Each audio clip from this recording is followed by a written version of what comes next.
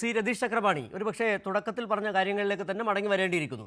ഇപ്പോൾ ഈ പുതിയ വിവാദത്തിന് അടിസ്ഥാനം ഈ വാർത്താക്കുറിപ്പിൽ വന്നത് റെയ്ഡിൽ കണ്ടെത്തിയ ചില കയ്യക്ഷരമാണല്ലോ.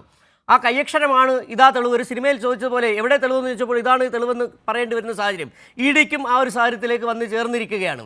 എങ്ങനെയാണ് ഈ കണക്ക് പുസ്തകത്തിലെ കയ്യക്ഷരമാണ് തെളിവെങ്കിൽ ആ മറ്റ് കർത്തയുടെ കയ്യിൽ ഉണ്ടായിരുന്ന പുസ്തകത്തിലുണ്ടായിരുന്ന പേരുകളിൽ കയ്യക്ഷരങ്ങൾ വന്നവരെല്ലാം വരേണ്ടതല്ലേ, ഹാജരാകേണ്ടതല്ലേ?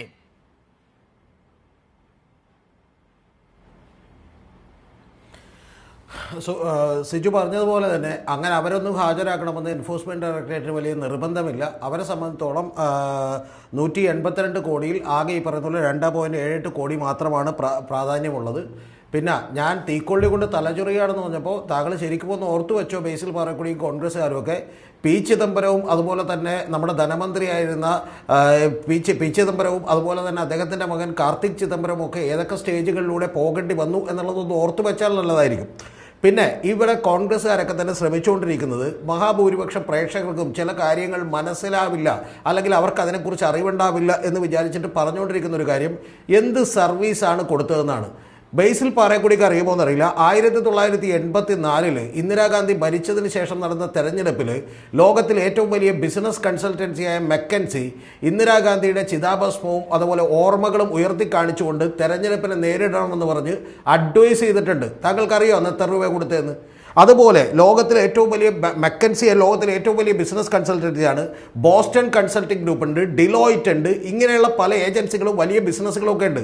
അവരുടെ വലിയ തരത്തിലുള്ള കൺസൾട്ടൻറ്റുകളൊക്കെ ഉണ്ട്. അവർ ഒരു തവണ ഒരു അഡ്വൈസ് കൊടുക്കണമെങ്കിൽ പോലും അവരുടെ എക്സ്പെർട്ടൈസിന് വലിയ വിലയുണ്ട്. അതിന് 3 ലക്ഷം കൊടുക്കുന്നത് സാധാരണ കുറവാണ്. മാസം ഈ പറയുന്ന പോലെ 3 ദിവസം വന്നിട്ട് പോകുന്നതിന് 50 ലക്ഷം രൂപ മേടിക്കുന്ന ആളുകൾ വരെ ഉണ്ട്. ചർച്ചകളൊക്കെ ഞാൻ ഡീറ്റെയിൽ ആയിട്ട് ചർച്ച ചെയ്യാം. അത്തരത്തിലുള്ള ഒരു എക്സ്പെർട്ടൈസിന് ചിലപ്പോൾ ആളുകൾ പേയ്മെൻറ്റ് കൊടുത്താൽ നിങ്ങൾ എന്തുകൊണ്ട് പേയ്മെൻറ്റ് കൊടുക്കുന്നു, എന്താണ് സേവനം എന്ന് ചോദിച്ചുകൊണ്ട് ഒരു പുകമറ ഉണ്ടാക്കാൻ നിങ്ങൾക്ക് കഴിയുമെന്ന് പറയുന്ന ഒരൊറ്റ കാര്യമേ ഉള്ളൂ. ഞാൻ ഒരു വാചകം കൂടി പറഞ്ഞേക്കാം. 2014 മുതൽ 2019 വരെ ഈ PMLA കേസുകളിൽ വലിയ വർധനവുണ്ടായില്ല.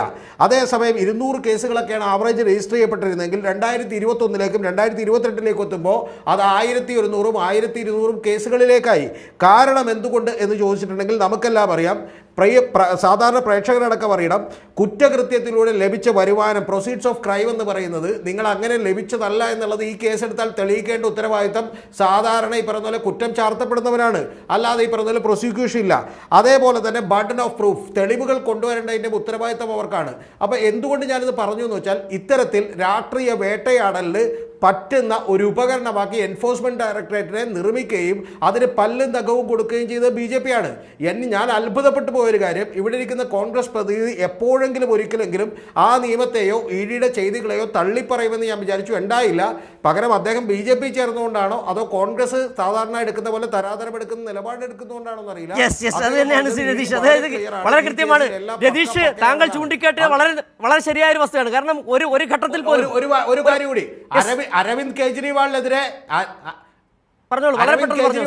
ചൂട്ടുപിടിച്ചു കൊടുത്തതും ഇവരാണ്. കാരണം ലഫ്റ്റനന്റ് ഗവർണർക്ക് ആദ്യം ആരോപണം ഉന്നയിച്ചത് കോൺഗ്രസ് ആണ്, മറന്നുപോകരുത്.